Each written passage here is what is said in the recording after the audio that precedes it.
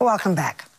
In all the years that we have been doing this special, no one has been on the show more than our next guest. She made the list in 1993, in 2003, and now in 2012. I guess that means that every decade or so, Hillary Clinton has shaken up our preconceptions and redefined herself. She resigns from her post as Secretary of State shortly, but anyone who believes that she will just ride off into the sunset hasn't been paying attention. Secretary of State Hillary Clinton is visiting the African nation of Malawi. And overseas now in Egypt, Secretary of State Hillary Clinton met for the first time. Secretary of State Hillary Clinton has arrived for meetings in Turkey. Hillary Clinton went on a few foreign trips this year, 67 to be exact. She worked to empower women around the globe. The United States will continue to stand strongly by the women of Afghanistan. She brokered a high-profile ceasefire between Israel and Hamas. And she even did a little dancing. It's a unique record, and it has made her one of the most acclaimed secretaries of state in modern history. You have said that you will not stay on as Secretary of State for President Obama's second term. You're leaving at the height of your career. Why are you leaving? I've been, as you know, at the highest levels of American and now international activities for 20 years, and I just thought it was time to take a step off. I wanted to take some time and just really collect myself. Are you exhausted? I am.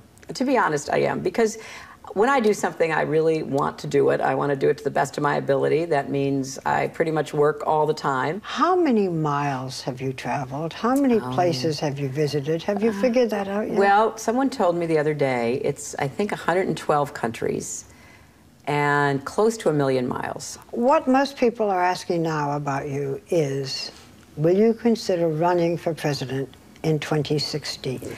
Would you just like to make your declaration now, and we could conclude this interview?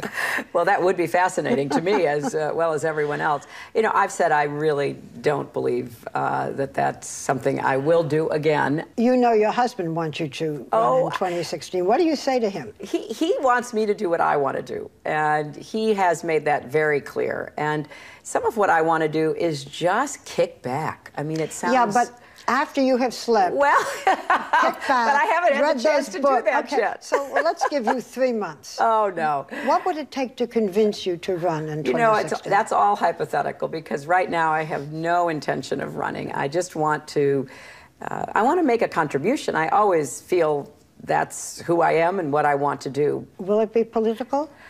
I don't think so. I think it'll be philanthropic. It might be academic. It might be business. I mean, there's a lot of things. All doors are open. All doors are open, which is a wonderful opportunity.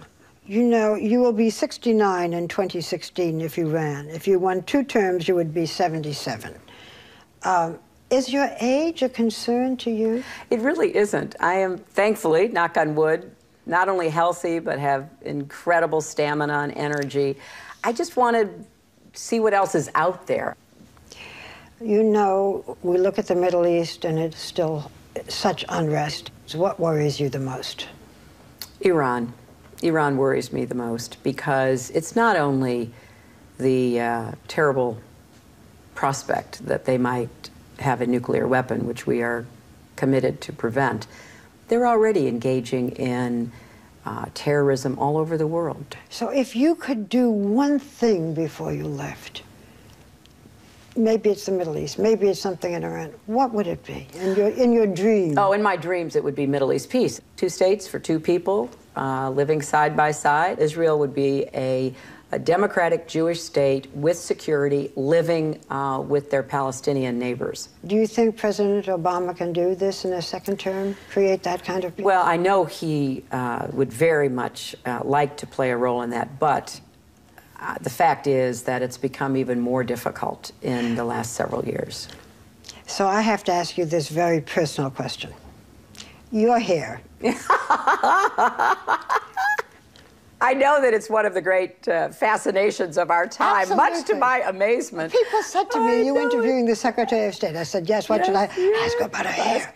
Well, I do not travel with any hairdresser, and I'm not very competent myself. I've been admitting that for years, which should be obvious to everyone. It just got to be really burdensome to try to find a hairdresser in some city, somewhere. So I've said, enough, we're just going to try to go with as simple as possible. Nobody asked the men that. Have you noticed? Yeah, nobody asked the men. Do you have a philosophy by which you live?